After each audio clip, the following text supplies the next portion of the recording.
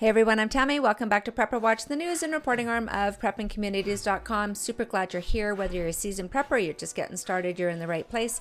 And if you are into prepping, homesteading, and staying on top of the news and awareness that may impact you, your family, or your community, please hit like, subscribe, and ring that bell so you never miss a report. Okay, so let's talk about something essential, often overlooked until it's far too late, and that is water. So we can survive weeks without food, but we can only survive 3 days without clean, safe drinking water. And with increasing droughts, contamination, and failing infrastructure, the red flags are everywhere. So plenty of folks like you and me were quietly adjusting our plans, and honestly, it does make sense.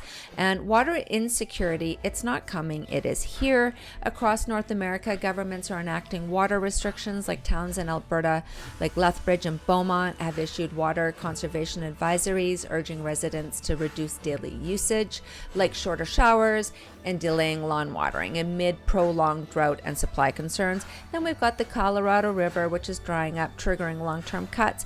And in 2024, major farming regions like California's Imperial Valley began deficit irrigation agreements where farmers are paid to reduce water use and fallow fields to ease strain on the dwindling river levels. So, and urban dwellers, you are not immune, because aging pipes and overwhelmed treatment systems are causing boil water advisories, and some of those lasting weeks. So imagine that during a grid down event. What comes out of the tap, if anything, may not be safe. Listen, I'm not going to say that North America is going to turn into a desert anytime soon. Far from it. But the government seems to only enact water restrictions after something happens, like what we saw in East Palestine with contaminated water. I think that this is exactly the kind of issue we preppers need to seriously consider and prepare for. So even when the water is flowing, can we trust it? Like, we got train derailments that are dumping chemicals into rivers. We got PFAS, forever chemicals, that are showing up in global rainwater. We got rural wells that face nitrate runoff, pesticide leaching, and livestock waste. We've seen it all before. Flint, Michigan was a warning, and so was East Palestine, Ohio, where burn-offs after a derailment exposed thousands to toxins. So Utah State, they offer a great detailed guide on how to store water for emergency use. I'll include the link in the description. And it goes on to talk about like baseline storage. So plan for 1 gallon per person per day for 2 weeks. That's 14 gallons per person minimum. Use BPA free jugs, sealed food grade barrels, or a sanitized 2-liter bottles. For long-term storage, treat with unscented bleach, 5 to 6% sodium hypochlorite, 2 drops per quart or 8 drops per gallon, and rotate every 6 months unless vacuum sealed. Then we've got water purification, where you want to layer your options. So start with the solid gravity filter like a Berkey or a Pro 1 for everyday use at home. And then for on the go or your bugout bag, you got portable filters like the Life Straw or the Sawyer Mini that are compact and reliable. And again, always have backups, boiling iodine tablets, or a few drops of unscented bleach that can get you through in an emergency. And other water sources that you might overlook, your hot water heater can hold 30 to 50 gallons. That's emergency gold. And then rainwater catchment, is a smart backup in many places. Just be sure to check your local laws.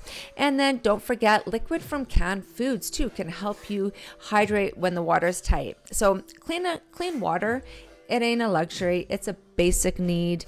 Boil water advisories, chemical leaks, wildfire ash. This stuff is not hypothetical, it's real, and it's happening more often. So let me ask you, how are you storing and purifying your water at home or on the go? Do you have any favorite tools, some tips, some do-it-yourself projects? Please drop them in the comments. We'd love to hear from you, because someone out there might really need your tip.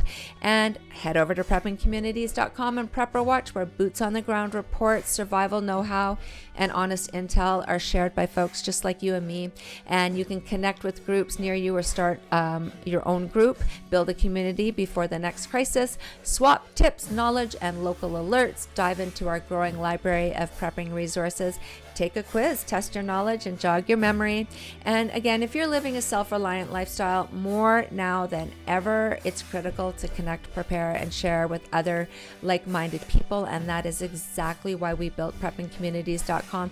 Our intention is to build a one-stop hub where you can do all of that in one place. You can join your groups, get the latest prepper news, and find the resources you need to stay ahead, all 100% free.